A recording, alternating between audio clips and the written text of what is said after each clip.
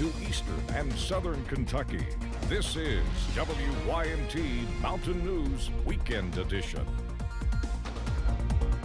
Good evening, I'm Amelia Lee. One child is dead after an officer-involved crash in Pulaski County on Saturday.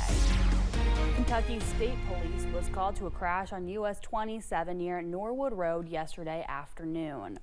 Officials say an off-duty officer with the Lancaster Police Department, Derek Glover, was involved in this crash. Glover's SUV reportedly crashed into an off-road motorcycle, which was being driven by a child who was not wearing a helmet. The child was pronounced dead at the scene. Glover was not injured. One person is dead after a crash in Knox County. The Knox County Sheriff's Department says they were called around 10:30 Sunday morning on reports of a crash off of Highway 229. When they arrived, officers say they saw black skid marks leaving the roadway, showing the vehicle went over an embankment and into a tree line.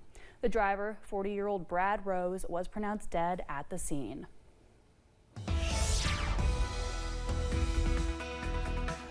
Well, we had severe storms yesterday. Today we've had showers. They've not been severe, and we're thankful for that. We have been getting some much needed rain because we are going to be pretty dry in the next 2 weeks. But let's take a look outside right now from our hazard cam, sitting at 72 degrees right now.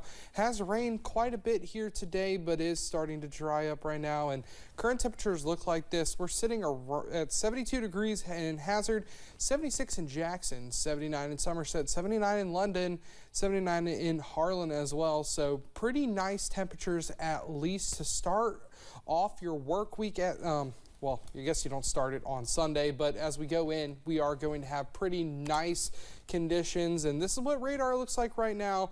We do have a bit of rain in the area that's moving kind of east of 75 and north of 80, so we're going to monitor that. Won't be severe at all, but a few rumbles of thunder are possible within that system.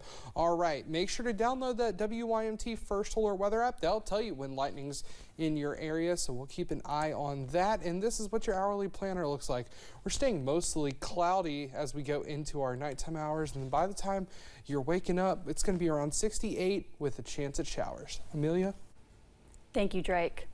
One missing Tennessee woman was found dead in Lake Cumberland. The Tennessee Bureau of Investigations says they found the missing Cumberland County woman dead in Lake Cumberland, Kentucky. 69-year-old Roxanne Gallagher was found Saturday afternoon. Earlier this month, a silver alert was issued for Gallagher after she had last been seen in late June on Dogwood Road. A man has been reported missing from London. The Laurel County Sheriff's Office say they are looking for 60-year-old Joseph Sherman. He was reportedly last seen 18 miles west of London. He is described as being 5 feet 10 inches tall with gray hair and a goatee. He's also said to drive a Jeep Cherokee with a missing grille. Anybody with information is asked to call the Laurel County Sheriff's Office at 606-864-6600. COVID cases are on the rise across the country, including right here in Kentucky. Doctors say they expected a summer surge, but this is the largest summertime spike they say they've seen. Samantha Valentino shows us how you can protect your family. It's common to see a surge in illnesses, including COVID, in the warmer months. This summer, though, the CDC's COVID wastewater data shows the disease's viral activity levels are the highest they've been for a summer surge since July of 2022. It has been hotter, been a lot hotter. So a lot of people have been indoors in air conditioning. And when you're indoors, there's not as much air circulation, so you tend to transmit diseases more. Dr. Jeff Fox says our vaccination rate is also not where it should be. That, coupled with changes in the disease, including a possible increased effectivity rate as it mutates, could be responsible for a spike in cases. The Kentucky Cabinet for Health and Family Services reported more than 2,600 positive COVID lab tests in the week ending in August 10th. That's a significant jump from the first full week of summer, where there were 386. You're sick and you have it, and you go to work and give it to your coworkers, you go to school and give it to your classmates. If you test yourself and you know you've got it, number one, you can be not as transmittable. Even if your symptoms are minor, you should follow CDC isolation guidelines, as you could easily transmit the disease to someone else who's immunocompromised and could have a more serious response. State data shows hospital admissions for COVID are up in the Commonwealth, jumping from 256 in all of June to 389 so far this month. Isolate a little longer if you have to. When you go back to work, maybe try to keep away from folks. Wear a mask if you need to, either to protect others or protect yourself. Current CDC guidelines say you should stay home and away from others 24 hours after a positive COVID test. If your symptoms improve and you're fever-free without meds after 24 hours, you can go back to work. However, taking precautions for the next 5 days is recommended. In Lexington, Samantha Valentino, WKYT. As some kids are back in school, Dr. Fox says it's a good time to remind them of the importance of hand washing and cough etiquette. Teach them to cough and sneeze into their elbow or a tissue instead of into their hands. And of course, if they're sick, keep them home. And as the summer comes to an end, students are heading back to the classroom. We've already had many schools in eastern Kentucky, Tennessee, Virginia, and West Virginia go back to school. Coming up on Monday, Logan County schools in West Virginia will get back to the books. Looking ahead to next week, Corbin Independent Schools, Paintsville Independent Schools, and Rockcastle County schools will all go back on the 26th. For a full list of back-to-school dates, you can go to our website, WYMT.com. Some new Wildcats are coming to UK this weekend as they move in to prepare for the start of school next week.